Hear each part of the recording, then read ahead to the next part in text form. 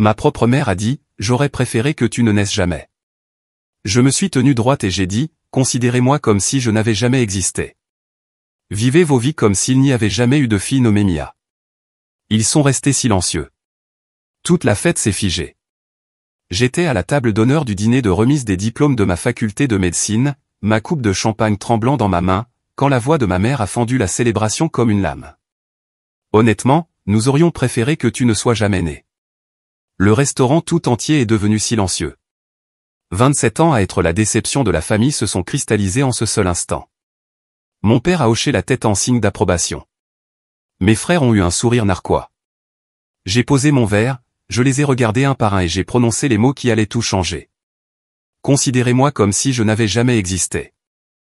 Vivez vos vies comme s'il n'y avait jamais eu de fille nommée Amélie. La table est restée figée.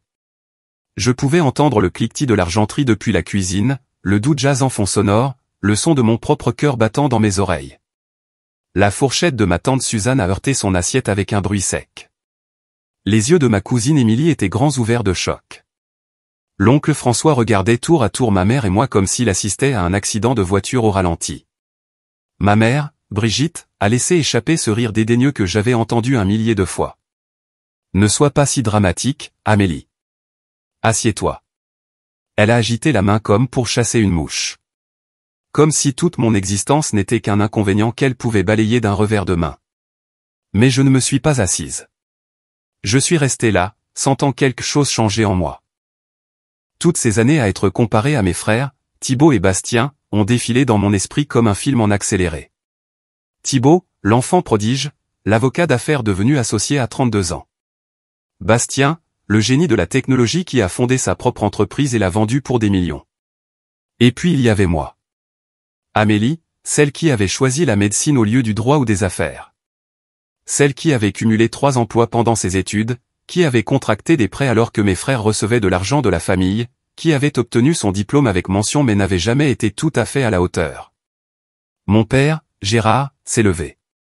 Son visage était rouge, cette veine sur sa tempe palpitant comme toujours quand il s'apprêtait à me faire la morale. Tu es ingrate, Amélie. Après tout ce que nous avons fait pour toi. J'ai failli rire. Tout ce qu'ils avaient fait pour moi. Ils n'avaient pas payé un seul euro pour mes études. Je m'étais épuisé au travail, j'avais vécu de nouilles instantanées et de café, j'avais étudié jusqu'à 3 heures du matin tout en assurant des gardes à l'hôpital, toute seule. Mais d'une manière ou d'une autre, dans leur esprit, ils m'avaient soutenu. Brigitte a croisé les bras. Nous t'avions dit de rejoindre le cabinet de Thibaut. Tu aurais pu avoir un emploi stable, un bon salaire, du respect. Mais non, il fallait que tu fasses les choses à ta manière. Toujours si difficile. Bastien s'est penché en arrière sur sa chaise avec cette expression suffisante qu'il avait perfectionnée au fil des ans. Rends-toi à l'évidence, Amélie. Tu as toujours été le cas social de cette famille. Nous avons tous dû compenser tes faiblesses. C'est à ce moment-là que quelque chose en moi s'est brisé. Ou peut-être guéri. Je ne sais toujours pas lequel. J'ai levé la main et j'ai détaché le collier de famille que je portais autour du cou. Ma grand-mère Odette me l'avait donné quand j'avais fini l'université, même si ma mère avait dit qu'il devrait revenir à un petit enfant plus méritant. L'or était froid dans ma paume. Je l'ai déposé délicatement sur la nappe blanche, juste à côté de mon dîner intact. Puis j'ai enlevé le bracelet que mon père m'avait offert pour mon diplôme universitaire. L'inscription disait « À notre fille ». Je l'ai posé à côté du collier. « Qu'est-ce que tu fais ?» La voix de Brigitte était maintenant tendue. Je les ai regardés un par un. Thibaut dans son costume cher, Bastien avec sa montre de créateur, mes parents dans leurs plus beaux habits du cercle privé, et je n'ai ressenti rien d'autre qu'une grande clarté. Vous avez dit que vous auriez préféré que je ne sois jamais né. J'exauce votre vœu. À partir de cet instant, vous n'avez plus de fille nommée Amélie. Je n'existe pas pour vous. Vivez vos vies exactement comme vous le souhaitez, sans moi. Mon ami Manon a attrapé mon bras. Amélie, attends. J'ai serré sa main. Je vais bien. Je te le promets. Et ce qui était étrange, c'est que je le pensais. Je suis sorti de ce restaurant sans regarder en arrière. Je n'ai pas couru. Je n'ai pas pleuré. J'ai juste marché, un pied devant l'autre, à travers les tables des convives choqués, dépassant le comptoir d'accueil, pour sortir dans l'air frais du soir. Ma voiture était garée à 3 rues de là.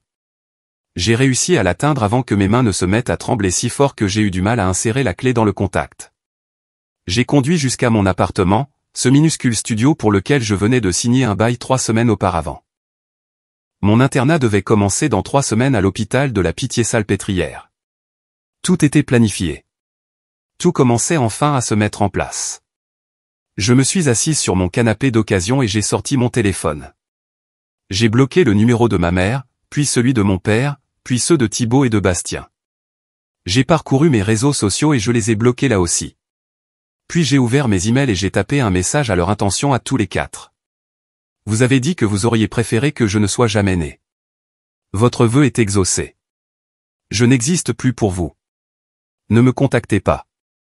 Ne cherchez pas à me joindre. C'est fini entre nous. J'ai cliqué sur envoyer et j'ai senti un poids se soulever de mes épaules. J'ai même souri. Pour la première fois de toute ma vie, je me sentais libre. Ce sentiment a duré exactement 4 heures. Mon téléphone a commencé à vibrer. Pas eux, ils étaient bloqués, mais tous les autres. Tante Suzanne a appelé 2 fois. Ma cousine Émilie a envoyé 7 messages textes. Oncle François a laissé un message vocal. Des membres de la famille élargie dont je n'avais pas eu de nouvelles depuis des années avaient soudainement mon numéro. Les messages étaient tous des variations de la même chose. Que s'est-il passé? Ta mère est si bouleversée. Peut-on parler? Une famille ne devrait pas se disputer comme ça. Mais ensuite, grand-mère Odette a appelé. Elle avait 81 ans et était plus vive d'esprit que la plupart des gens de la moitié de son âge. Amélie, ma chérie, j'ai entendu ce qui s'est passé. Bravo à toi. J'ai failli laisser tomber le téléphone. Quoi? J'ai dit, bravo à toi. J'ai vu ta mère te traiter comme une moins que rien toute ta vie. Il était temps que quelqu'un lui tienne tête. Est-ce que tu vas bien? J'ai alors commencé à pleurer. De vrais sanglots horribles. Je crois que oui, grand-mère. Appelle-moi si tu as besoin de quoi que ce soit. Absolument quoi que ce soit.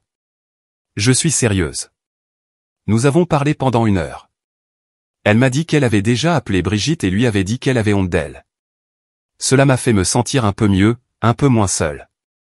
Mais ensuite, mon ami Manon m'a envoyé un texto. Amélie, ta mère essaie de te joindre par mon intermédiaire.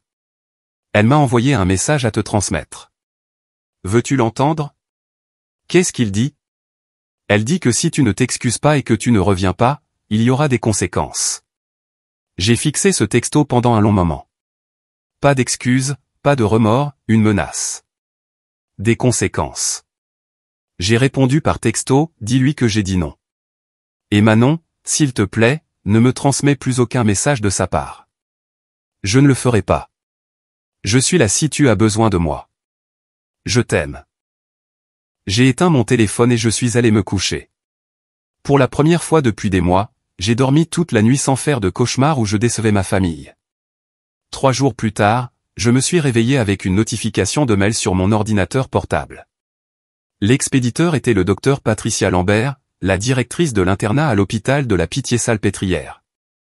L'objet était « urgent. Nous devons discuter de votre poste d'interne. » Mon estomac s'est noué. Mes mains sont devenues froides. Je l'ai ouvert avec des doigts tremblants. Docteur Chen, veuillez contacter mon bureau immédiatement pour fixer un rendez-vous avant votre date de début. Une affaire a été portée à notre attention qui nécessite une discussion. Docteur Patricia Lambert. Je l'ai lu 3 fois. Chaque fois, ce mot « affaire » semblait devenir plus grand, plus menaçant. Quelle affaire? Qu'est-ce qui aurait bien pu se passer? J'avais déjà rempli tous mes papiers, satisfait à toutes mes exigences, terminé tout ce que je devais faire. J'ai appelé le bureau dès leur ouverture. La secrétaire, qui avait toujours été amicale auparavant, avait l'air froide. Le docteur Lambert peut vous voir à 14 h cet après-midi. S'il vous plaît, soyez à l'heure. Je suis arrivé à l'hôpital de la Pitié-Salpêtrière 45 minutes en avance. Je ne pouvais pas m'en empêcher. Mon anxiété était à son comble. Je me suis assise dans ma voiture sur le parking, essayant de calmer ma respiration, passant en revue tous les scénarios possibles dans ma tête. Avais-je fait une erreur dans mes papiers? Quelque chose s'était-il mal passé avec mon autorisation d'exercer? Avait-il trouvé un meilleur candidat et retirait-il leur offre? L'idée que cela puisse être lié à ma famille m'a traversé l'esprit, mais je l'ai repoussé. C'était paranoïaque, n'est-ce pas? Il ne pouvait pas s'immiscer dans ma vie professionnelle. Le pouvait-il? À 14 heures précises, je suis entré dans le bureau du docteur Lambert. C'était une femme d'une cinquantaine d'années, les cheveux gris tirés en un chignon soigné et des yeux perçants qui avait probablement tout vu en 30 ans de médecine. Elle m'a désigné la chaise en face de son bureau. Merci d'être venue, Amélie. Sa voix était professionnelle, mais j'ai décelé quelque chose. Une déception inquiète, je ne saurais dire. Bien sûr, votre email disait qu'il y avait une affaire à discuter. Elle a ouvert un dossier sur son bureau et en a sorti plusieurs feuilles de papier. Nous avons reçu des communications ces derniers jours qui ont soulevé des inquiétudes auprès de notre administration. Mon cœur s'est mis à battre la chamade. Quel genre de communication? Des emails anonymes et des appels téléphoniques à notre conseil d'administration. Plusieurs personnes ont fait part de leurs préoccupations concernant votre caractère, votre stabilité et votre aptitude à supporter la pression d'un internat en médecine. J'ai eu l'impression d'avoir reçu un coup de poing dans l'estomac. Quoi? Ce n'est pas vrai. Qui a dit ça? Le docteur Lambert a fait glisser les papiers sur son bureau. Ce sont des impressions des emails que nous avons reçus. Ils décrivent un incident lors d'un dîner public où vous auriez eu une crise de nerfs. Selon ces rapports, vous avez jeté des bijoux, crié violemment des obscénités à des membres de votre famille et êtes sorti en trombe dans ce que des témoins ont décrit comme une rage instable. J'ai fixé les mots sur la page. Le dîner de remise des diplômes. Mais ce n'était pas ce qui s'était passé. Ce n'était pas du tout ce qui s'était passé. Docteur Lambert, ce n'est pas vrai. Rien de tout cela n'est vrai. Ma voix tremblait. Oui, il y a eu un incident à mon dîner de remise des diplômes, mais ce n'était pas comme ça. Ma famille m'a dit quelque chose d'incroyablement blessant, et j'ai tranquillement enlevé quelques bijoux qu'ils m'avaient offerts et je suis parti. Je n'ai rien jeté. Je n'ai pas crié. Je suis juste parti. Elle a étudié mon visage. Quelqu'un peut-il corroborer votre version des faits? Oui. Mon ami Manon était là. Plusieurs de mes camarades de la faculté de médecine étaient là. Au moins une douzaine de témoins qui ont vu exactement ce qui s'est passé. Je parlais vite maintenant, les mots se bousculant les uns les autres. Docteur Lambert, je pense que ma famille pourrait être derrière ces plaintes. Nous avons eu une dispute ce soir-là et j'ai coupé le contact avec eux. Je pense qu'ils essaient de me punir. Elle est restée silencieuse un long moment. Amélie, je veux vous croire. Votre dossier jusqu'à présent a été exemplaire. Vos professeurs parlent bien de vous. Vos stages cliniques ont été exceptionnels. Mais je sentais ce qui allait suivre. Mais l'administration de l'hôpital est préoccupée. Ils s'inquiètent des drames, de l'instabilité familiale qui pourrait affecter votre performance. Plusieurs membres du conseil d'administration font pression pour annuler votre poste. Je ne pouvais plus respirer. Toute ma carrière, tout ce pourquoi j'avais travaillé s'effondrait sous mes yeux. S'il vous plaît, ne faites pas ça. Je peux prouver ce qui s'est réellement passé. Je peux demander à mes amis d'envoyer des déclarations. Je peux vous montrer que ces plaintes sont fausses. Le docteur Lambert a hoché la tête lentement. J'ai plaidé en votre faveur, Amélie. Je me suis battu pour conserver votre poste. Voici ce que j'ai pu négocier. Vous pouvez commencer votre internat comme prévu, mais vous serez en période probatoire pendant les 6 premiers mois. Période probatoire? Qu'est-ce que ça veut dire? Cela signifie que vous serez surveillé de plus près que les autres internes. La moindre plainte, le moindre problème, le moindre incident, et votre poste sera immédiatement résilié. Pas de seconde chance. Vous devrez être parfaite. C'était humiliant. C'était injuste, mais c'était mieux que de tout perdre. Je comprends. Merci de vous être battu pour moi. Documentez tout, Amélie. Si ce que vous dites est vrai et que votre famille est derrière tout ça, vous devez vous protéger. Obtenez ces déclarations de témoins. Déposez des plaintes pour les fausses accusations. Construisez votre défense. J'ai quitté son bureau nauséeuse. Je me suis assise dans ma voiture et j'ai appelé Manon immédiatement. Elle a répondu à la première sonnerie. Amélie, qu'est-ce qui ne va pas? Tu as l'air mal en point. Je lui ai tout raconté. Elle était furieuse. C'est de la folie. Je vais écrire une déclaration tout de suite. Je vais demander à tous les autres qui étaient là de le faire aussi. Ce n'est absolument pas normal. Fidèle à sa parole, en 2 jours, j'avais des déclarations écrites détaillées de Manon et de 3 autres camarades de médecine qui avaient assisté au dîner. Ils disaient tous la même chose. J'avais été calme. J'avais été silencieuse. J'étais partie pacifiquement. Il n'y avait eu ni violence, ni cris, ni instabilité. J'ai tout soumis à l'administration de l'hôpital avec une plainte formelle pour les fausses accusations. J'avais l'impression de me défendre, de reprendre le contrôle. J'aurais dû m'en douter. 2 jours avant le début de mon internat, mon téléphone a sonné. Numéro inconnu. J'ai répondu quand même. Allô? Est-ce bien Amélie Chen? Oui. Qui est à l'appareil? C'est Raphaël Mercier. Je suis le propriétaire de l'appartement que vous louez rue du Chêne. J'ai eu la bouche sèche. Oui. Je vous appelle pour vous informer que votre bail est résilié avec effet immédiat. J'ai déjà loué le logement à quelqu'un d'autre. Vous avez 72 heures pour quitter les lieux. Quoi? Vous ne pouvez pas faire ça. J'ai un bail signé. J'ai payé le premier et le dernier mois de loyer ainsi que la caution. Vous avez fourni de fausses informations sur votre dossier.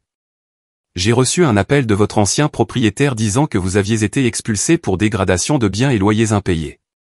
C'est une fraude et cela annule le bail. Ce n'est pas vrai. Je n'ai jamais été expulsé.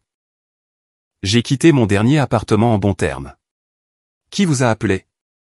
Je ne suis pas autorisé à le dire, mais les informations étaient très détaillées et provenaient d'une source qui semblait crédible. J'ai déjà pris ma décision. 72 heures, mademoiselle Chen. Je vous renverrai votre caution par la poste une fois que j'aurai inspecté les dégâts. Il a raccroché avant que je puisse argumenter davantage. Je me suis assise sur mon canapé, le seul meuble que je possédais, et j'ai essayé de comprendre ce qui se passait. Quelqu'un avait appelé mon propriétaire avec des mensonges. Quelqu'un attaquait systématiquement chaque partie de ma vie. J'étais sur le point de commencer l'un des métiers les plus exigeants de la médecine, et j'allais me retrouver sans abri. J'ai appelé Manon qui m'a immédiatement offert son canapé. Tu peux rester aussi longtemps que tu en as besoin. Ce ne sera pas pour longtemps. J'ai juste besoin de trouver un autre endroit, mais merci. J'ai passé les 2 jours suivants à chercher un appartement entre 2 cartons. Partout, on demandait le premier mois, le dernier mois et une caution. J'avais l'argent. J'avais économisé soigneusement pour ce genre de dépenses pendant l'internat. Le jour où j'étais censé déménager, je suis allé payer une chambre d'hôtel pour la nuit pendant que je continuais à chercher. Ma carte de débit a été refusée. J'ai réessayé, refusé. J'ai sorti ma carte de crédit, refusée également. Je me suis assise dans le hall de l'hôtel, toute ma vie emballée dans ma voiture dehors, et j'ai ouvert mon application bancaire sur mon téléphone. Compte en cours d'examen. Accès temporairement restreint. Veuillez contacter le service client. Mes mains tremblaient si fort que j'ai eu du mal à composer le numéro. La musique d'attente de la banque jouait dans mon oreille pendant que j'étais assise dans ce hall d'hôtel, regardant les gens arriver et partir, menant leur vie normale alors que la mienne s'effondrait. Après 15 minutes, un représentant a finalement répondu. En quoi puis-je vous aider aujourd'hui? Mes comptes sont bloqués, mon compte courant et mon compte épargne. J'ai besoin de savoir pourquoi. Laissez-moi consulter votre compte. Pouvez-vous vérifier votre numéro de sécurité sociale et votre date de naissance? J'ai débité les informations, la voix tendue par le stress. Je vois que votre compte a été signalé pour activité suspecte et vol d'identité potentiel. Le service des fraudes a placé une retenue temporaire en attendant l'enquête. Vol d'identité? Je n'ai signalé aucun vol d'identité. Qui l'a signalé? Je ne suis pas en mesure de voir ces détails, mais selon les notes, plusieurs transactions suspectes ont été signalées et quelqu'un nous a contactés pour nous faire part de ses inquiétudes. L'enquête prendra 7 à 10 jours ouvrables. 7 à 10 jours? J'ai besoin d'accéder à mon argent maintenant. Je suis sur le point de me retrouver sans abri. Je commence un nouveau travail. J'ai des factures à payer. Je comprends votre frustration, mais pour votre protection, nous devons mener l'enquête à terme. Y a-t-il autre chose que je puisse faire pour vous aujourd'hui? J'avais envie de crier. Au lieu de cela, j'ai dit « non, merci » et j'ai raccroché. J'ai vérifié mon portefeuille. 63 € en espèces. C'était tout. C'était tout ce à quoi j'avais accès dans le monde. J'avais 12 000 € sur mon compte épargne que j'avais amassé au fil des années en cumulant plusieurs emplois. De l'argent dont j'avais besoin pour le loyer, la nourriture, l'essence, pour tout ce dont j'aurais besoin pendant l'internat quand je travaillerais 80 heures par semaine et survivrais à peine. Et je ne pouvais pas y toucher. Mon internat commençait dans 2 jours. 2 jours. J'avais besoin de vêtements professionnels, d'un stéthoscope, de chaussures confortables. J'avais besoin d'un endroit où vivre. J'avais besoin de manger et j'avais 63 €. J'ai rappelé Manon. Elle a répondu immédiatement. Qu'est-ce qui ne va pas maintenant? Mes comptes bancaires sont bloqués. Quelqu'un a signalé une activité suspecte et un vol d'identité. Je ne peux pas accéder à mon argent. Oh mon Dieu, Amélie. D'accord. D'accord. Mon canapé est à toi. Sérieusement, aussi longtemps que tu en auras besoin. On va trouver une solution.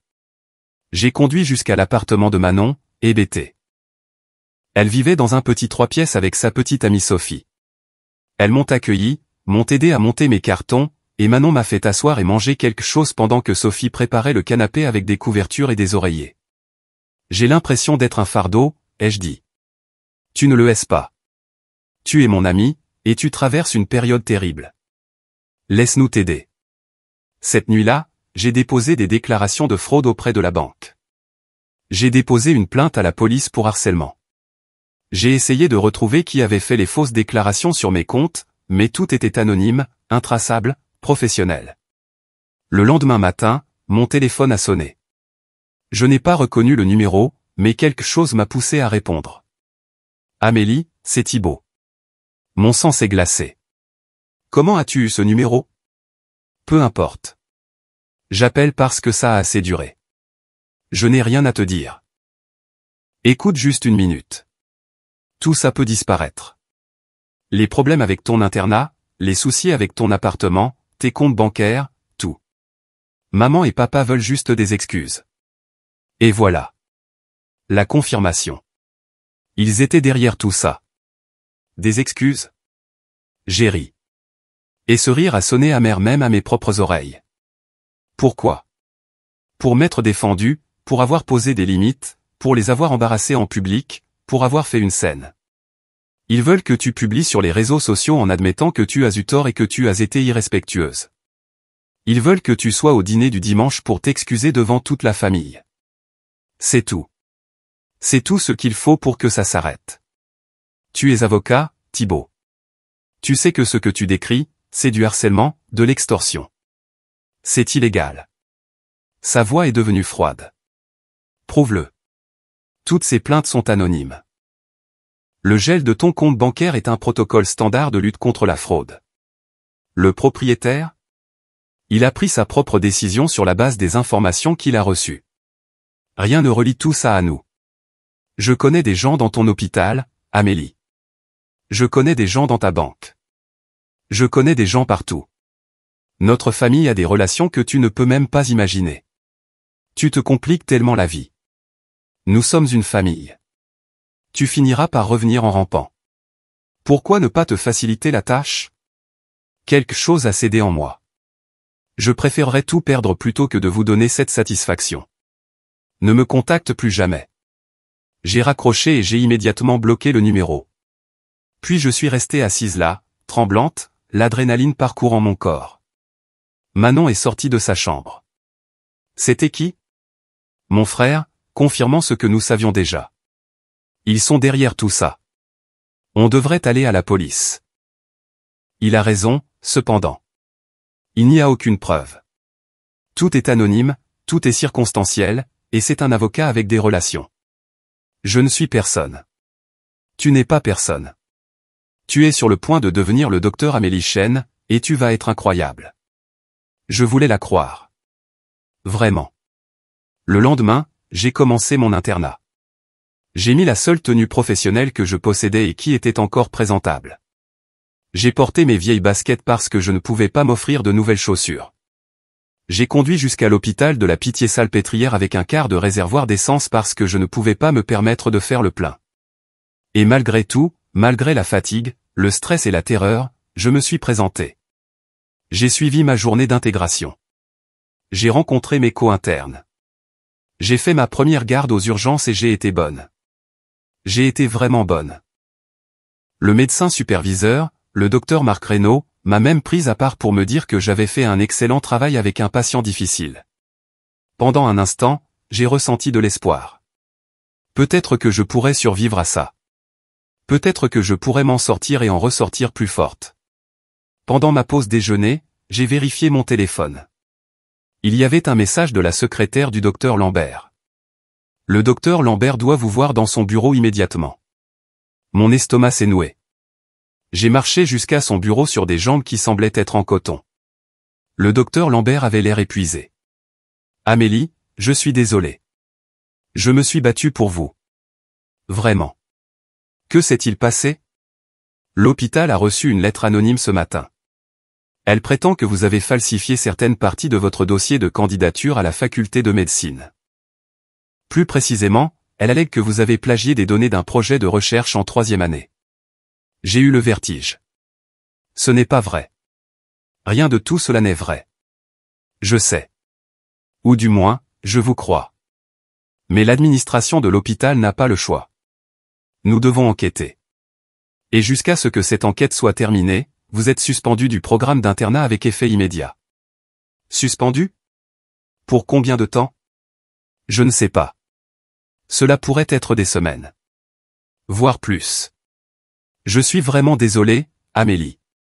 Je suis sorti de cet hôpital en blouse, portant le sac avec mes vêtements de ville, je suis monté dans ma voiture et je suis resté assise là.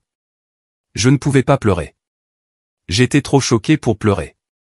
Mon téléphone a sonné. C'était le bureau de la doyenne de la faculté de médecine. Il devait me parler immédiatement de graves allégations. Et c'est là que j'ai réalisé l'ampleur de ce que ma famille était en train de faire. Il ne se contentait pas de me punir, il m'effaçait. Il détruisait toute ma vie professionnelle, morceau par morceau, jusqu'à ce qu'il ne reste plus rien. Le trajet de retour à ma faculté de médecine a duré 3 heures. 3 heures d'autoroute s'étendant devant moi pendant que mon esprit passait en revue tous les pires scénarios. J'avais construit toute ma vie autour du projet de devenir médecin. 8 ans d'université et de faculté de médecine, des milliers d'heures d'études, de stages cliniques, de nuits blanches, 230 000 € de prêts étudiants, et maintenant quelqu'un essayait de tout m'enlever avec des mensonges. Je me suis garé sur le parking familier de la faculté de médecine. J'avais obtenu mon diplôme ici il y a à peine 3 semaines.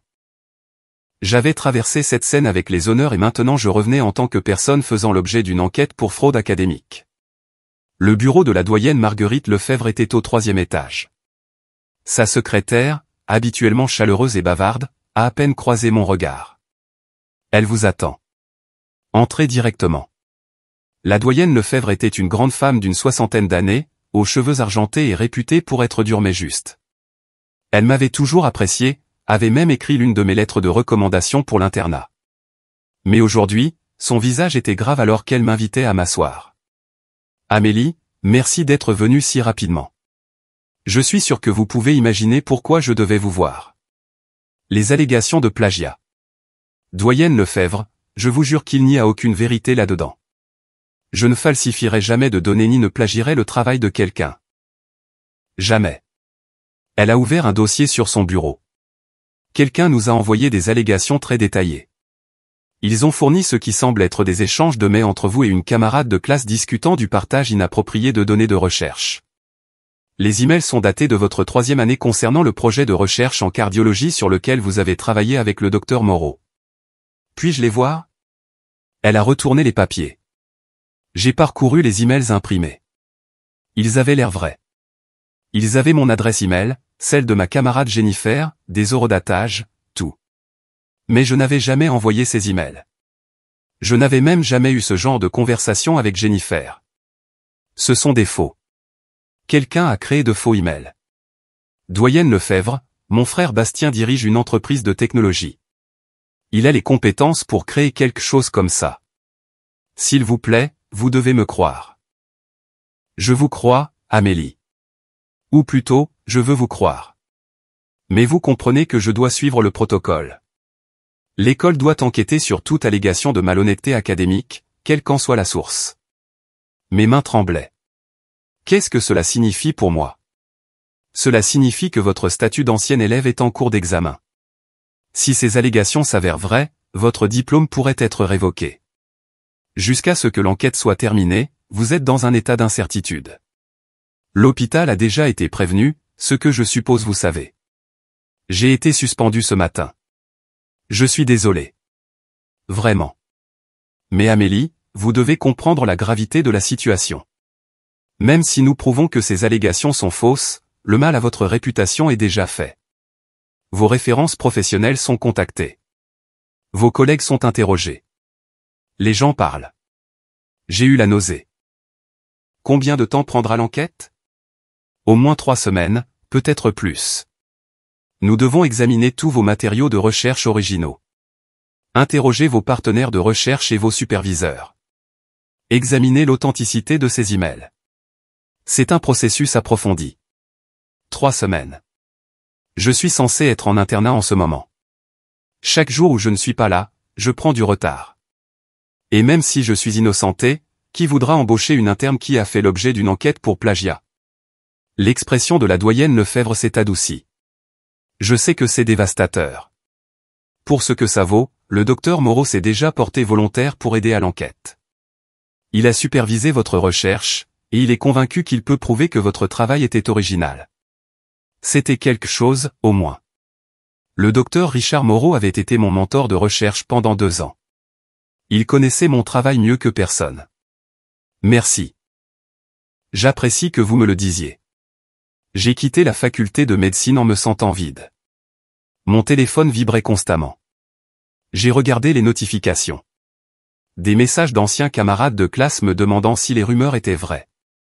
Des emails de collègues médicaux avec qui j'avais travaillé exprimant leur inquiétude. Même un message vocal d'un hôpital où j'avais passé un entretien pour l'internat l'année dernière, retirant leur offre permanente. La machine à rumeurs tournait à plein régime. Dans le milieu médical, la réputation était toute et la mienne était en train d'être déchiquetée en temps réel. Je suis retourné à l'appartement de Manon. C'était le début de l'après-midi et elle était à son propre internat. Sophie était au travail. J'avais l'endroit pour moi toute seule. Je me suis assise sur leur canapé avec mon ordinateur portable et j'ai fait quelque chose que je n'aurais probablement pas dû faire, je me suis cherché sur Google. Le premier résultat était mon profil LinkedIn professionnel. Le deuxième était l'annonce de ma remise de diplôme. Le troisième était un message sur un forum d'étudiants en médecine. Le fil de discussion était intitulé « Quelqu'un sait ce qui s'est passé avec Amélie Chen ?» J'ai cliqué, contre mon gré. Les commentaires m'ont retourné l'estomac. J'ai entendu dire qu'elle a plagié sa thèse de recherche. Mes amis à la Pitié-Salpêtrière disent qu'elle a été suspendue de son internat dès le premier jour. N'a-t-elle pas eu une sorte de crise de nerfs à son dîner de remise de diplôme? J'ai toujours pensé qu'elle était un peu instable, trop intense. Des gens qui ne me connaissaient même pas discutaient de ma vie, de mon caractère, de ma carrière, et chaque commentaire me faisait paraître pire. J'ai fermé l'ordinateur portable et j'ai mis ma tête dans mes mains.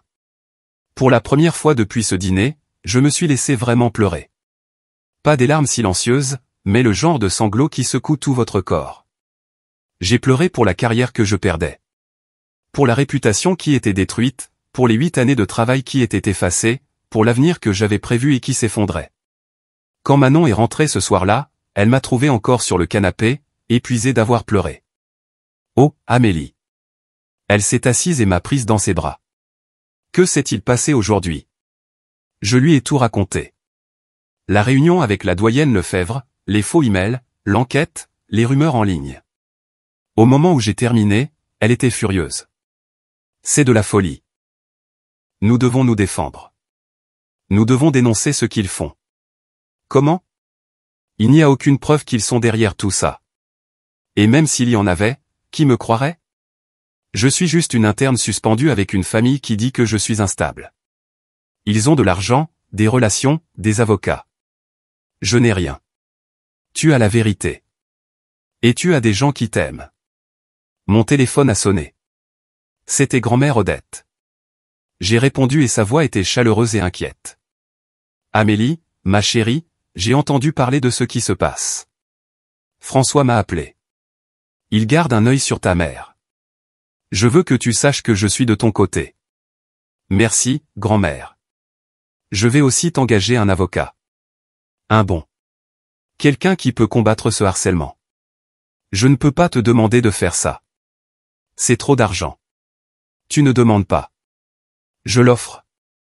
Et je ne veux entendre aucun argument. Brigitte est ma fille, mais ce qu'elle fait est mal. Quelqu'un doit l'arrêter. Pour la première fois de la journée, j'ai ressenti une petite étincelle d'espoir. 2 jours plus tard, j'étais assise dans le bureau de Carole Joly, une avocate aux yeux vifs dans la cinquantaine, spécialisée dans les cas de harcèlement et de diffamation. Odette l'avait engagée et payait ses honoraires. Carole a écouté toute mon histoire en prenant des notes. Quand j'ai eu fini, elle s'est adossée à son fauteuil. C'est un schéma clair de harcèlement. Le problème est de prouver qui est derrière tout ça. Tout a été fait anonymement ou par des tiers, mais nous pouvons commencer à monter un dossier. Nous allons demander une ordonnance restrictive basée sur le schéma de comportement. Nous documenterons chaque incident et nous serons prêts s'ils commettent une erreur et laissent des preuves. Et l'enquête sur le plagiat? C'est plus délicat. Votre faculté de médecine doit suivre sa propre procédure. Mais je peux vous aider à préparer votre défense. Avez-vous vos matériaux de recherche originaux? Tout. Je garde des sauvegardes de tout. Bien. Nous devrons prouver que ces emails sont des faux. Cela signifie faire appel à un expert en technologie pour les examiner. Je connais quelqu'un qui peut t'aider. Pour la première fois depuis des semaines, j'avais l'impression d'avoir quelqu'un dans mon camp qui savait comment se battre. Mais ensuite, comme tout le reste dans ma vie ces derniers temps, les choses ont empiré. L'enquêteur de Carole a découvert que mes comptes bancaires n'avaient pas seulement été gelés. Avant le gel, quelqu'un avait initié des virements électroniques depuis mes comptes. Plus de 9 000 € manquaient. Comment est-ce possible? Je n'ai autorisé aucun virement. Quelqu'un avait vos informations de compte et vos détails de sécurité.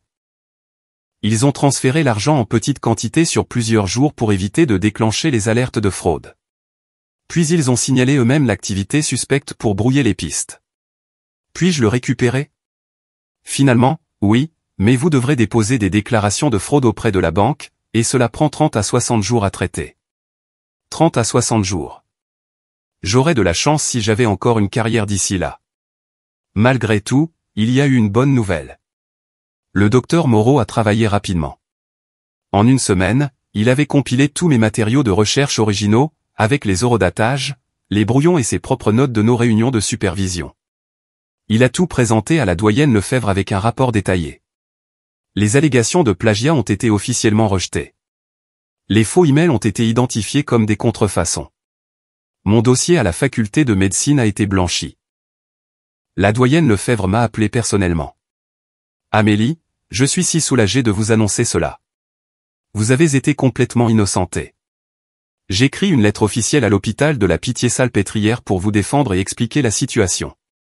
J'aurais dû être extatique. Au lieu de cela, je me sentais juste épuisé. Merci, doyenne Lefebvre. J'apprécie vraiment tout ce que vous avez fait. Mais quand j'ai appelé le docteur Lambert à l'hôpital de la Pitié-Salpêtrière, sa voix était triste. Amélie, je suis si heureuse que les allégations aient été réfutées. Et je veux que vous sachiez que je me suis battu pour vous, mais l'administration de l'hôpital a décidé de mettre fin à votre poste d'interne. Quoi? Pourquoi? J'ai été innocenté. Je n'ai rien fait de mal. Je sais. Ils le savent aussi. Mais ils estiment que la situation a créé trop de perturbations, trop de drames. Ils s'inquiètent de la réputation de l'hôpital et du potentiel de problèmes continus. Je suis tellement désolé. Ils ont suggéré que vous postuliez à nouveau l'année prochaine. L'année prochaine? Une année entière de ma vie perdue. Une année où je devrais expliquer à chaque programme pourquoi mon internat a été interrompu. Une tache noire qui me suivrait pour toujours. Je comprends. Merci d'avoir essayé. J'ai raccroché et je suis resté assise dans le salon de Manon, fixant le mur. J'avais été innocenté, mais j'avais quand même tout perdu. Ma famille avait gagné. Ils avaient détruit ma carrière sans jamais laisser d'empreinte. Ce soir-là, je suis passé en voiture devant la maison de mes parents juste pour prendre l'air. J'ai remarqué une voiture garée dans la rue, la voiture de mes parents. Ils me surveillaient, me suivaient. Même après tout ce qu'ils avaient fait, ils ne s'arrêtaient pas. J'ai pris une photo de leur voiture et je l'ai envoyée à Carole Joly. Ils me harcèlent maintenant. Sa réponse a été immédiate. Documentez tout. Nous déposons cette demande d'ordonnance restrictive demain. Mais le lendemain matin a apporté une autre crise. Je me suis réveillé avec un appel de Carole. Amélie, je dois vous dire quelque chose. Vos parents vous poursuivent en justice pour diffamation et détresse émotionnelle. Je me suis redressé si vite que j'en ai eu le vertige. Ils me poursuivent pourquoi? La voix de Carole était calme, mais je pouvais entendre la colère sous-jacente. Ils prétendent que votre email les coupant de votre vie et les choses que vous avez dites aux membres de la famille élargie à leur sujet constituent une diffamation. Ils disent que vous avez nui à leur réputation dans la communauté et leur avez causé une détresse émotionnelle. Ils demandent 50 000 €. C'est insensé. J'ai dit la vérité. Je n'ai menti sur rien. Je sais. Et la vérité est une défense absolue contre la diffamation. Mais se défendre contre ce procès va coûter de l'argent. Frais de justice, frais de tribunal, déposition. Nous parlons de 15 000 à 20 000 €, même si nous allons gagner. Je n'ai pas ce genre d'argent. Je n'ai pas d'argent du tout. Votre grand-mère est prête à couvrir les frais. Je lui ai déjà parlé ce matin. J'avais l'impression de me noyer dans un océan de dettes et d'obligations. Odette payait déjà mon avocate. Maintenant, elle devrait payer pour me défendre contre mes propres parents. C'était humiliant. Le procès est prévu pour une audience dans 6 semaines, a poursuivi Carole. Votre frère Thibault les représente. Bien sûr qu'il le faisait. Thibault avait des relations dans tout le système judiciaire. Ça allait être moche. J'ai raccroché avec Carole et j'ai regardé l'horloge. 7h30 du matin. Manon était déjà partie pour l'hôpital. Sophie était au travail. J'étais seul dans leur appartement, sans emploi, sous le coup d'une enquête, poursuivi en justice et fauché. Je me suis habillé et je suis sorti vers ma voiture.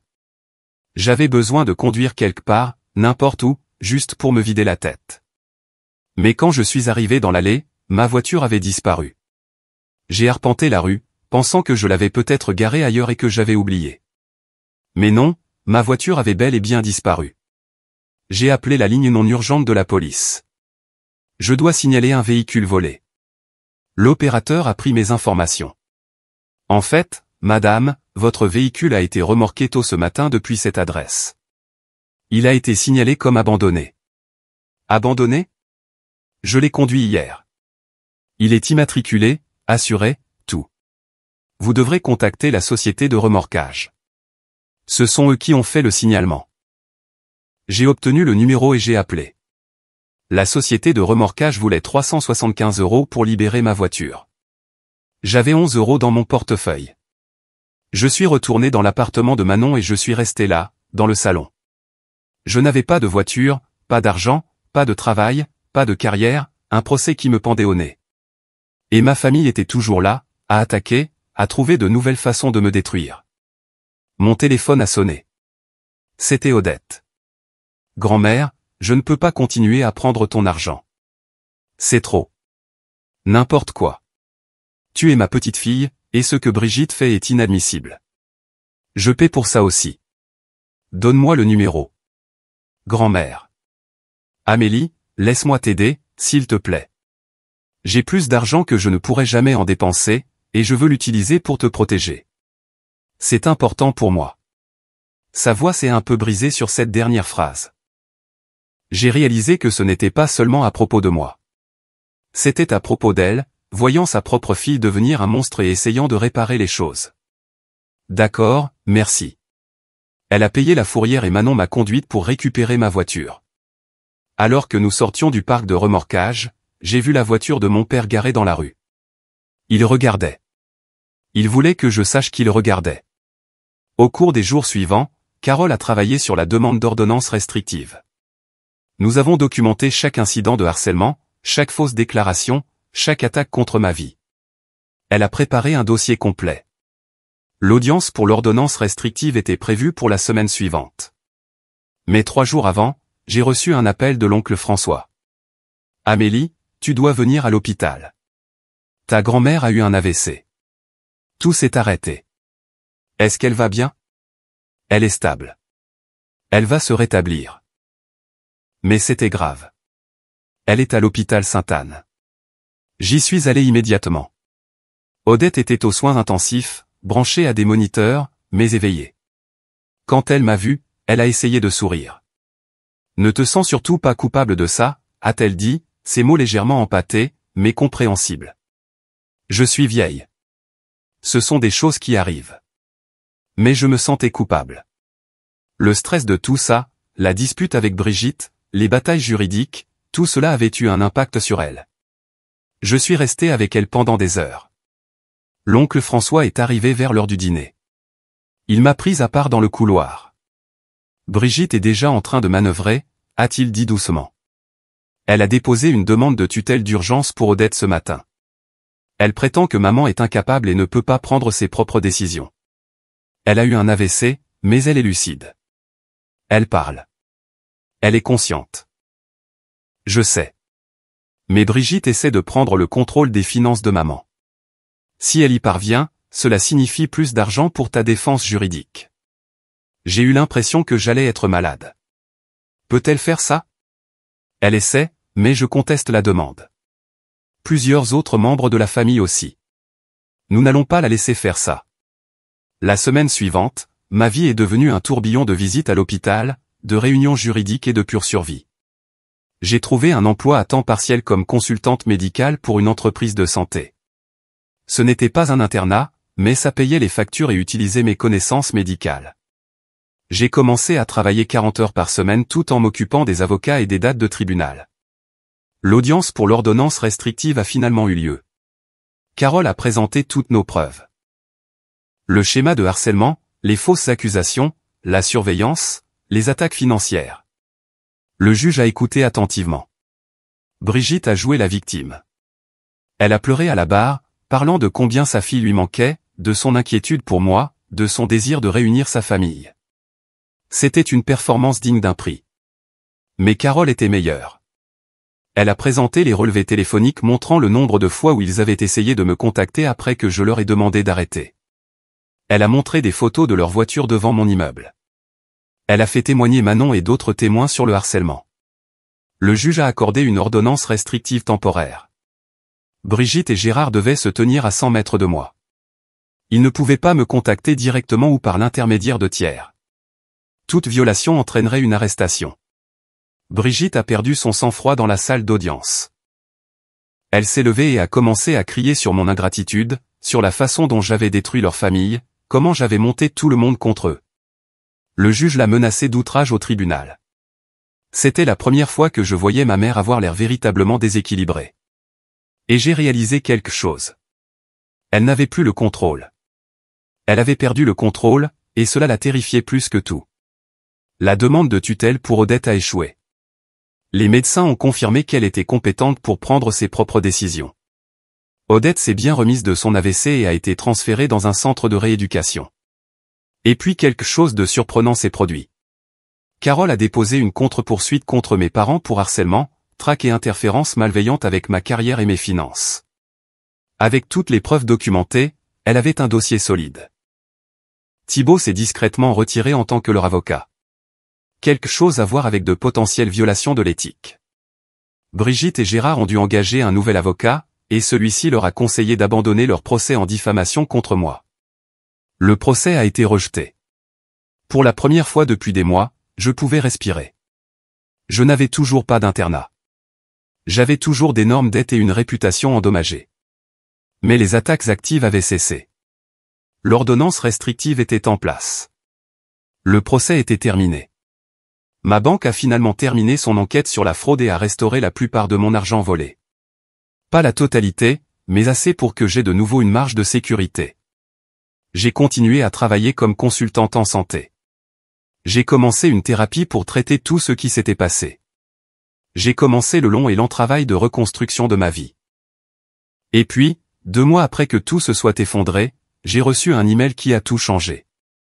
Cher Dr Chen, j'espère que ce message vous trouve bien.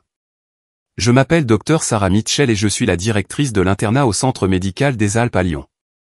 J'ai récemment entendu parler de votre situation par le Dr Patricia Lambert, qui s'est sentie très mal de la façon dont les choses se sont terminées à l'hôpital de la Pitié-Salpêtrière. Elle a contacté plusieurs de ses collègues pour plaider en votre faveur.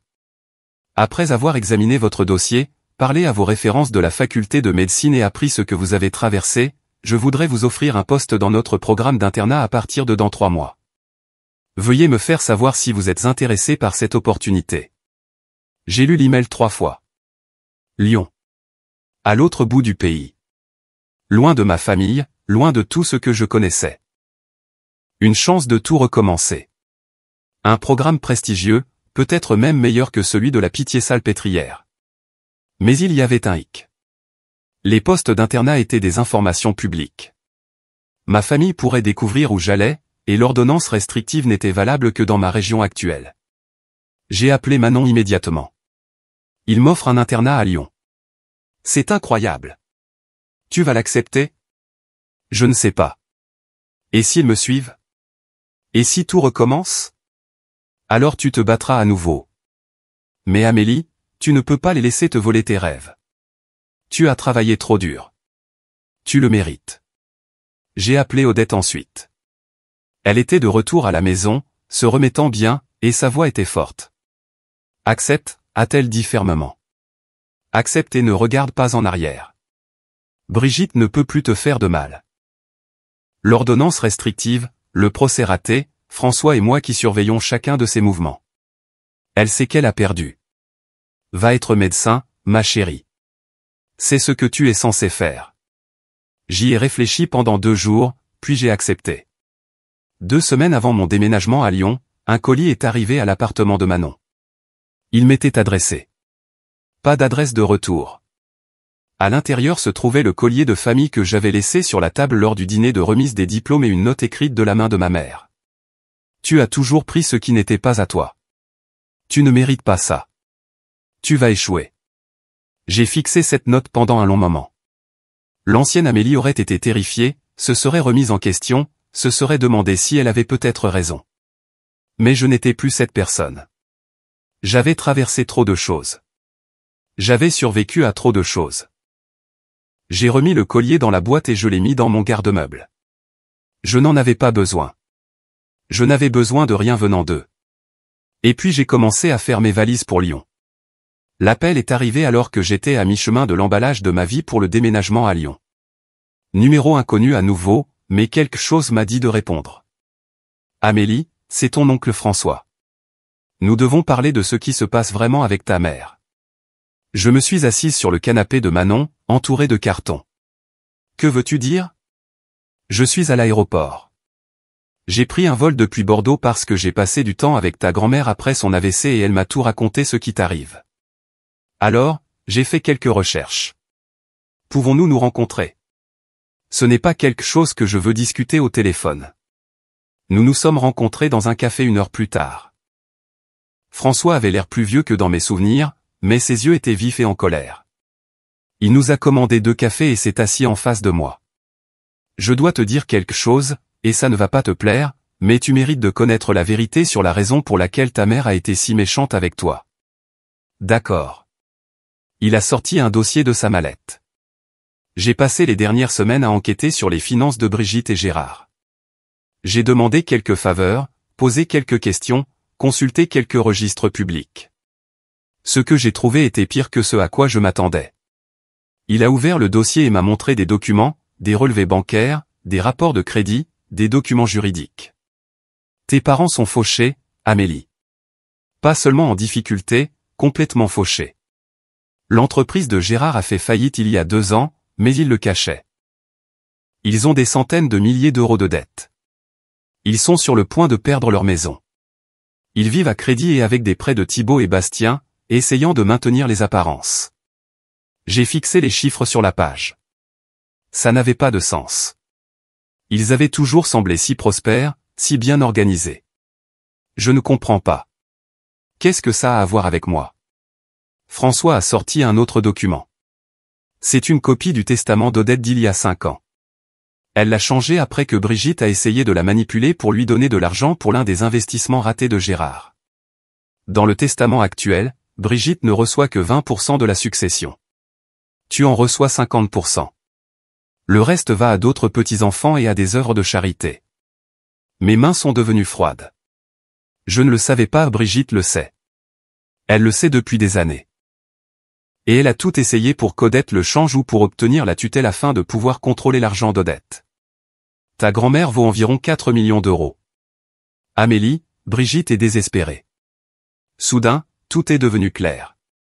La cruauté au dîner de remise des diplômes n'était pas seulement une question de contrôle ou de déception.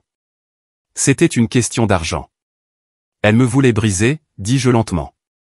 Elle voulait que je dépende d'eux pour qu'ils puissent me manipuler. Exactement.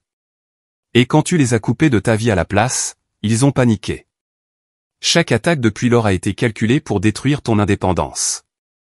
Si tu n'as pas de carrière, pas d'argent, pas de système de soutien, tu devrais revenir vers eux. Alors ils pourraient te contrôler.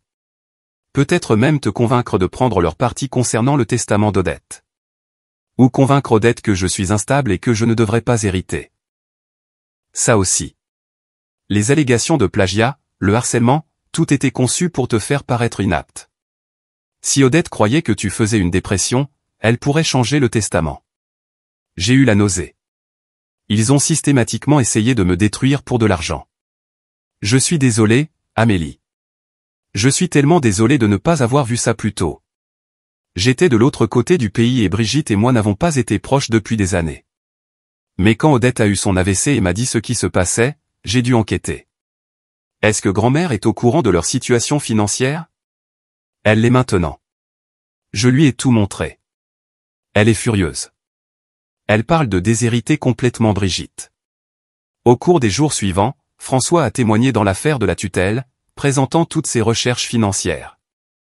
Le juge n'a pas été impressionné par le désespoir de Brigitte de prendre le contrôle des biens de sa mère tout en cachant sa propre ruine financière. L'audience pour l'ordonnance restrictive avait déjà eu lieu, mais les informations de François ont renforcé le dossier. Brigitte et Gérard devaient rester loin de moi. Pas de contact, pas de message par des tiers, une distance minimale de 100 mètres à tout moment. J'ai regardé Brigitte dans cette salle d'audience, et pour la première fois, je l'ai vue clairement, non pas comme ma mère, mais comme une femme désespérée qui avait tout misé sur le maintien des apparences et qui avait perdu. Elle avait sacrifié sa relation avec sa fille, son intégrité, sa réputation, tout cela pour de l'argent qu'elle n'allait jamais obtenir. Et je n'ai rien ressenti. Ni colère, ni tristesse, juste le soulagement que ce soit terminé. Le procès en diffamation qu'ils avaient intenté contre moi s'est effondré sous le poids de toutes les preuves. La contre-poursuite de Carole pour harcèlement et interférence malveillante était si solide que leur nouvel avocat leur a conseillé de régler l'affaire immédiatement. Ils ont abandonné leur cas, ont accepté de payer mes frais de justice et ont signé des documents acceptant de ne plus jamais me contacter sous peine de poursuites judiciaires supplémentaires. Thibault s'était déjà retiré en tant que leur conseil, réalisant probablement qu'il avait franchi des lignes éthiques en utilisant ses relations juridiques pour les aider à me harceler. La nouvelle s'est répandue dans le milieu juridique. Sa réputation en a pris un coup. Ma banque a finalement restitué tout l'argent qui avait été volé sur mes comptes. L'enquête sur la fraude a confirmé que quelqu'un avec des informations privilégiées avait accédé à mes comptes et transféré de l'argent avant de les geler. La banque n'a pas pu prouver qui, mais ils ont restitué chaque euro et se sont excusés pour le retard. Odette s'est complètement remise de son AVC. Elle a emménagé dans une résidence pour personnes âgées qui ressemblait plus à un complexe d'appartements de luxe, un endroit où elle aurait de l'aide si elle en avait besoin, mais où elle pourrait maintenir son indépendance. Elle est restée vive d'esprit et en plein contrôle de ses affaires. Et elle était plus déterminée que jamais à m'aider. Je te donne un chèque de 50 000 euros, a-t-elle dit quand je lui ai rendu visite. Ne discute pas. C'est un cadeau, pas un prêt. Utilise-le pour commencer ta nouvelle vie à Lyon. Prends un bel appartement. Achète ce dont tu as besoin. Et une marge de sécurité pendant que tu t'installes. J'ai commencé à protester, mais elle a levé la main. Amélie, j'ai 81 ans. J'ai plus d'argent que je ne pourrais en dépenser en 3 vies. Et tu sais quoi? Te voir tenir tête à Brigitte, te voir refuser de céder peu importe ce qu'elle te lançait, ça m'a rendu plus fier que toute autre chose dans ma vie. Tu es la petite fille que j'ai toujours espéré que tu serais. forte, intègre, courageuse. Laisse-moi t'aider. Ça me rendrait si heureuse.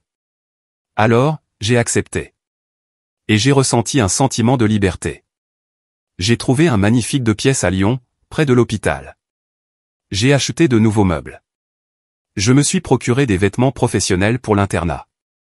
Je me suis offert des choses que j'avais toujours considérées comme des luxes, comme des chaussures de course de qualité et une vraie machine à café. Manon m'a organisé une fête d'adieu. Odette est venue, soutenue par un déambulateur mais souriante. François a pris l'avion depuis Bordeaux. Sophie, la petite amie de Manon, a préparé un dîner incroyable. Plusieurs amis de la faculté de médecine sont venus. C'était un petit comité, mais il était rempli de gens qui se souciaient vraiment de moi. À Amélie, a dit Manon en levant son verre. Qui nous a tous montré à quoi ressemble la vraie force. Tout le monde a applaudi, et j'ai senti des larmes me monter aux yeux. De bonnes larmes cette fois. J'ai déménagé à Lyon 2 semaines plus tard. Le trajet à travers le pays a duré 4 jours, et chaque kilomètre me donnait l'impression de laisser le passé derrière moi. J'ai écouté des podcasts et de la musique, je me suis arrêté dans des relais routiers, j'ai dormi dans des hôtels économiques. Au moment où je suis arrivé à Lyon, je me sentais plus légère que je ne l'avais été depuis des années. Le centre médical des Alpes m'a accueilli à bras ouverts. Ma nouvelle directrice d'internat, le docteur Sarah Mitchell, était chaleureuse et encourageante. Mes co-internes étaient sympathiques et talentueux. Personne ne connaissait mon drame passé. J'étais juste le docteur Amélie Chen, la nouvelle interne qui avait été transférée de Paris. J'ai travaillé dur, plus dur que je n'avais jamais travaillé. Des semaines de 80 heures aux urgences, apprenant auprès de médecins superviseurs incroyables, traitant des patients, sauvant des vies, et j'ai adoré chaque minute épuisante. Pour la première fois de ma vie, je me sentais heureuse, véritablement, complètement heureuse. Je me suis fait des amis parmi mes co-internes. J'ai commencé à sortir avec quelqu'un, un infirmier nommé Christophe, qui était gentil et drôle et n'avait aucune idée de mon histoire familiale compliquée. J'ai adopté un chien d'un refuge local, un adorable bâtard nommé Charlie, qui m'accueillait chaque jour comme si j'étais la meilleure chose au monde. J'appelais Odette en vidéo tous les dimanches. Je parlais régulièrement à François. Manon m'a rendu visite 2 fois cette première année et nous avons exploré Lyon ensemble comme des touristes. Je suis allé en thérapie chaque semaine pour traiter le traumatisme de ce que ma famille avait fait. Mon thérapeute m'a aidé à comprendre que les coupés de ma vie n'étaient pas cruels. C'était de l'autopréservation et que je ne devais l'accès à ma vie à personne, pas même à ma famille. 18 mois ont passé. 18 mois à construire une nouvelle vie, une meilleure vie. J'ai excellé dans mon programme d'internat. Les superviseurs m'adoraient. Mes évaluations de patients étaient excellentes. Je publiais de nouveau des recherches, cette fois en médecine d'urgence.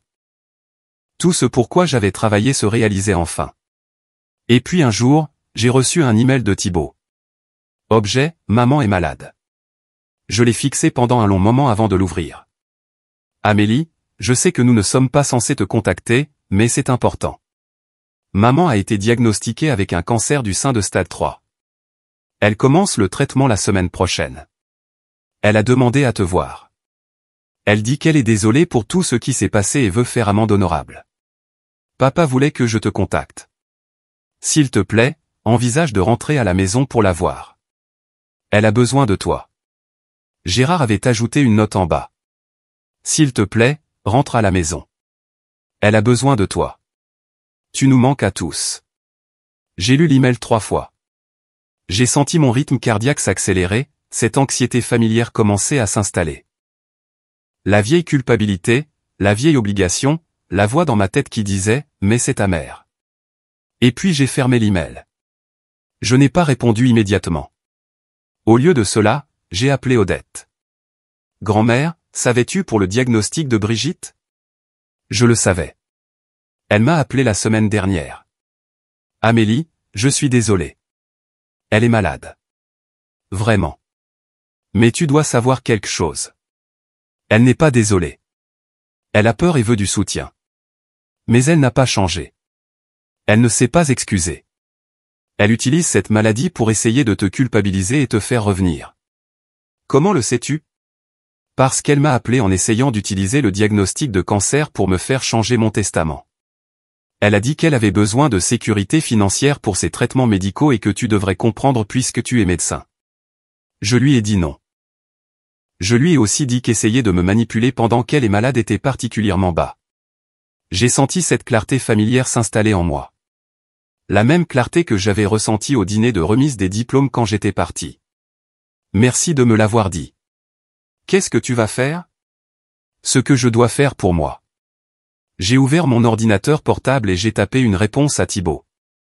Je suis désolé d'apprendre la maladie de Brigitte. J'espère qu'elle répondra bien au traitement et qu'elle se rétablira complètement. Cependant, je pensais ce que j'ai dit il y a 18 mois. Je n'existe pas pour vous. Je ne suis plus votre fille, votre sœur ou un membre de votre famille. Cette porte a été fermée de façon permanente lorsque vous avez choisi de détruire systématiquement ma vie plutôt que de respecter mes limites. S'il vous plaît, ne me contactez plus. Je vous souhaite à tous le meilleur, mais de loin. J'ai cliqué sur envoyer avant de pouvoir me remettre en question. Puis j'ai bloqué l'adresse email de Thibaut. Je ne me sentais pas coupable. Je me sentais libre. Odette m'a appelé ce soir-là. Brigitte m'a appelé en pleurant. Elle a dit que tu avais refusé de la voir. Elle dit à tout le monde que tu es sans cœur. Ça ne me dérange pas. Qu'elle dise ce qu'elle veut à qui elle veut. Je suis à 800 km de là, à vivre ma vie, et elle ne peut plus m'atteindre. Bien. Je suis fier de toi, ma chérie. Les mois suivants se sont écoulés paisiblement. J'ai appris par François que le traitement de Brigitte se passait bien, qu'elle était susceptible de se rétablir complètement. J'en étais heureuse. Je ne lui souhaitais aucun mal, mais je ne la voulais pas non plus dans ma vie. Thibaut a envoyé un autre email que je n'ai pas ouvert, puis plus rien. Ils avaient enfin compris le message. 3 ans après le dîner de remise des diplômes, je me tenais devant un miroir dans une salle de bal d'hôtel, ajustant mon badge. Docteur Amélie Chen, spécialiste en médecine d'urgence. J'assistais à une conférence médicale nationale, sur le point de présenter une recherche que j'avais menée sur les protocoles de traumatologie aux urgences. Ma vie ne ressemblait en rien à ce qu'elle avait été cette nuit terrible. J'avais terminé mon internat avec les honneurs, première de ma promotion. Le centre médical des Alpes m'avait offert une spécialisation en médecine d'urgence, que j'avais terminée. Maintenant, je travaillais comme médecin titulaire dans leurs urgences, enseignant aux internes, menant des recherches, sauvant des vies tous les jours. J'avais un bel appartement avec vue sur le Rhône. Charlie, maintenant âgé de 3 ans, était le meilleur chien que j'aurais pu demander. Christophe et moi étions ensemble depuis 2 ans, et il avait emménagé il y a 6 mois. Nous parlions de mariage, mais il n'y avait pas d'urgence. La vie était belle, stable et entièrement la mienne. Je n'avais pas parlé à Brigitte, Gérard, Thibaut ou Bastien depuis 3 ans. L'ordonnance restrictive était maintenant permanente. J'avais appris par François que leur situation financière s'était quelque peu stabilisée. Brigitte s'était remise du cancer. La carrière de Thibaut avait rebondi. L'entreprise de Bastien se portait bien. Ils avaient déménagé dans une maison plus petite mais s'en sortaient. Je ne ressentais rien à ce sujet. Ni soulagement, ni satisfaction, ni colère. Ils étaient des étrangers pour moi maintenant. Des gens que j'avais connus dans une autre vie. Odette, maintenant âgée de 84 ans, était toujours vive d'esprit et en bonne santé. Nous parlions chaque semaine. Elle avait mis à jour son testament pour me laisser 60% de sa succession et réduire la part de Brigitte à 10%. Elle a eu son héritage en avance avec tout l'argent que j'ai dépensé pour ta défense juridique, avait dit sèchement Odette. François et moi étions devenus proches. Il venait à Lyon 2 fois par an, et nous avions de longs dîners où il me racontait des histoires sur la famille à laquelle je ne parlais plus. Pas des ragots, juste des nouvelles au cas où je voudrais savoir. J'appréciais qu'il ne me pousse jamais à me réconcilier. Manon s'épanouissait dans sa propre carrière, terminant maintenant son internat en pédiatrie de l'autre côté du pays. Nous nous rendions visite tous les quelques mois, et elle prévoyait d'être ma demoiselle d'honneur quand Christophe et moi nous marierions enfin. Alors que je me tenais dans cette salle de conférence, attendant de faire ma présentation, j'ai pensé à la jeune femme effrayée que j'avais été il y a 3 ans. Sans abri, fauchée, carrière détruite, famille l'attaquant de toutes parts. J'avais été si sûr d'avoir fait une terrible erreur en partant ce soir-là. Si sûr d'avoir tout perdu. Au lieu de cela, j'avais tout gagné. Une cousine éloignée, Émilie, m'a abordé dans le couloir pendant une pause. Elle avait été à ce dîner de remise des diplômes. Nous ne nous étions pas parlé depuis. Amélie, oh mon Dieu, c'est bien toi. Je voulais te parler depuis des années. Salut, Émilie. Je voulais juste te dire que ce que tu as fait ce soir-là au restaurant, partir et laisser Brigitte et Gérard. C'était la chose la plus courageuse que j'ai jamais vue. Et ça a changé ma vie. J'ai été surprise. Comment ça? J'étais dans une relation toxique avec mes propres parents. Pas aussi grave que la tienne, mais assez grave. Te voir poser cette limite, te voir la maintenir peu importe ce qu'il te lançait, ça m'a inspiré. J'ai commencé une thérapie. J'ai posé mes propres limites. Ma vie est tellement meilleure maintenant. Alors, merci. Elle m'a serré dans ses bras et est partie, me laissant là avec des larmes aux yeux. Je n'avais jamais pensé que mes actions affecteraient quelqu'un d'autre. J'essayais juste de survivre. Mais peut-être que c'était suffisant. Peut-être que montrer aux gens que vous pouvez vous choisir, que vous pouvez vous éloigner de la toxicité même quand c'est la famille. Peut-être que ça comptait. Ma présentation s'est déroulée à merveille. La recherche a été bien accueillie. Ensuite, plusieurs collègues m'ont approché avec des opportunités de collaboration. Ma carrière était tout ce que j'avais espéré qu'elle serait. Ce soir-là, j'ai appelé Odette depuis ma chambre d'hôtel. Comment ça s'est passé, a-t-elle demandé. C'était incroyable, grand-mère. Tout est incroyable. Tu as l'air heureuse. Vraiment heureuse. Je le suis. Je le suis vraiment, vraiment. Bien. Tu le mérites, ma chérie. Après tout ce que tu as traversé, tu mérites tout le bonheur du monde. J'ai appris par François quelques mois plus tard que Brigitte avait posé des questions sur moi. Pas en essayant de me contacter, juste en demandant si j'allais bien, si j'étais heureuse. Apparemment, sa peur du cancer l'avait fait réfléchir sur sa vie, et elle avait réalisé ce qu'elle avait perdu. Mais il était trop tard. Certains ponts, une fois brûlés, ne peuvent être reconstruits. Et cela ne me dérangeait pas. J'avais appris quelque chose de crucial à travers tout cela. La famille, ce n'est pas seulement une question de sang. La famille, c'est ceux qui sont là pour vous, qui vous soutiennent, qui vous aiment inconditionnellement. Odette, Manon, François, Christophe, mes collègues, mes amis, ils étaient ma famille maintenant. Ils m'avaient choisi et je les avais choisis. Un dimanche matin tranquille, 6 mois plus tard, j'étais assise dans mon appartement avec Christophe et Charlie, buvant du café et lisant le journal. Mon téléphone a sonné. Odette. Bonjour, grand-mère. Bonjour, ma chérie. J'ai des nouvelles. Brigitte m'a contacté hier. Elle voulait que je te demande si tu serais d'accord pour lui parler.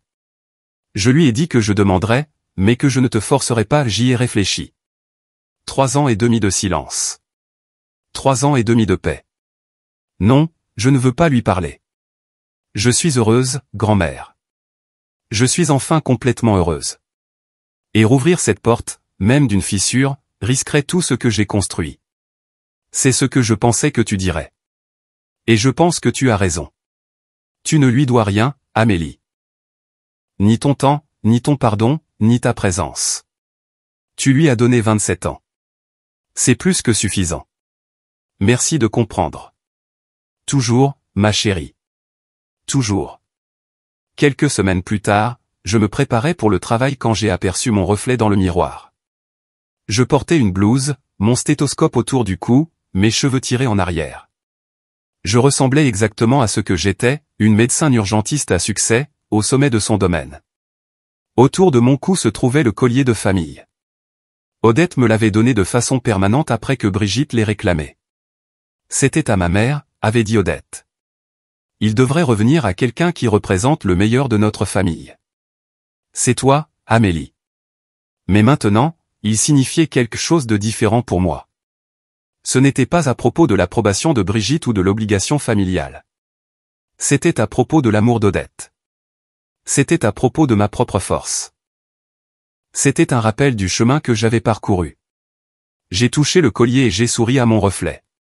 Tu l'as fait, me suis-je murmuré. Tu es devenue exactement celle que tu étais censée être. Et je suis sorti pour aller sauver des vies, libres. Enfin. J'ai appris quelque chose de profond à travers tout cela. Quelque chose que je veux que toute personne luttant avec une famille toxique sache. Parfois, le plus grand acte d'amour que vous pouvez vous offrir est de vous éloigner des gens qui refusent de vous aimer en retour. Vous ne devez l'accès à votre vie à personne. Pas même à la famille. Surtout pas à la famille qui utilise cette relation pour vous faire du mal. Le sang ne fait pas la famille. L'amour, le respect et le soutien, si.